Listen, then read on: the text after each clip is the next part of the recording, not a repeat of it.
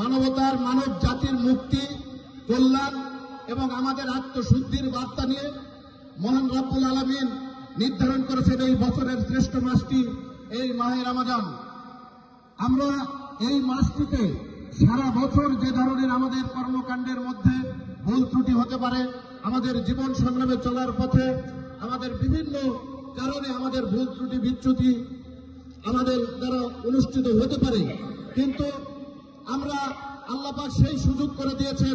আমরা যারা রাজনৈতিক কর্মী আছি আমরাও কিন্তু মানুষের কল্যাণের কথা বলি, মানুষের সম্মান মর্যাদা, মানুষের নিরাপত্তার কথা বলি, মানুষের মুক্তির কথা বলি, আমরা মানুষকে নিরাপদ রাখার কথা বলি, আমরা সকল কথাই কিন্তু মানুষের কল্যাণে বলি।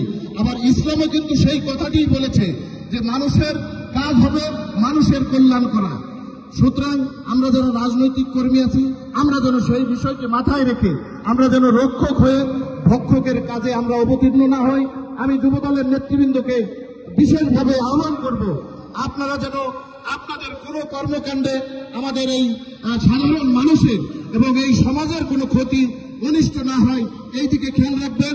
আমরা এই পবিত্র রমজান মাসে আমরা তওবা করে বিগত দিনের সকল আমাদের অপকর্ম থাকুক আর ত্রুটি বিচ্যুতি থাকুক সবকিছু যেন আল্লাহ পাকের কাছে আমরা মাপ দিতে পারি এবং আগামী থেকে আজকের দিনে আমরা আগামী দিনের জন্য শপথ নেব যে আমরা মানুষের কল্যাণে কাজ করব, মানুষের মুক্তির জন্য কাজ করব, মানুষের জীবনের নিরাপত্তা বিধান করে আমাদের রাজনৈতিক কর্মীর উদ্দেশ্য হওয়া উচিত। সুতরাং আপনারা যদি কোনো ত্রুটি বিচ্যুতি করে থাকেন আজকে এখান থেকে শপথ নেন, সংশোধন হন, আত্মশুদ্ধির মাধ্যমে আগামী দিনে ইনশাআল্লাহ আমরা মানবতার কল্যাণে কাজ করব, রাষ্ট্রের কল্যাণে কাজ করব এবং মানুষের মুক্তির জন্য, মানুষের গণতন্ত্রের জন্য, মানুষের ভোটের অধিকারের জন্য আমরা কাজ করব। এই শপথ আমরা নিই। ইনশাআল্লাহ আল্লাহ পাক যেন আমাদের সেই তওবা কবুল করে আমাদের সেই কাজ করার তৌফিক দান করেন। আমি আর কথা না বাড়িয়ে সকলের সুখ সমৃদ্ধি কল্যাণ এবং আগামী দিনে নিরাপদ জীবন কামনা করে আমি আমার সংক্ষিপ্ত কথা শেষ করলাম। আল্লাহ হাফেজ, সকলকে অসংখ্য ধন্যবাদ।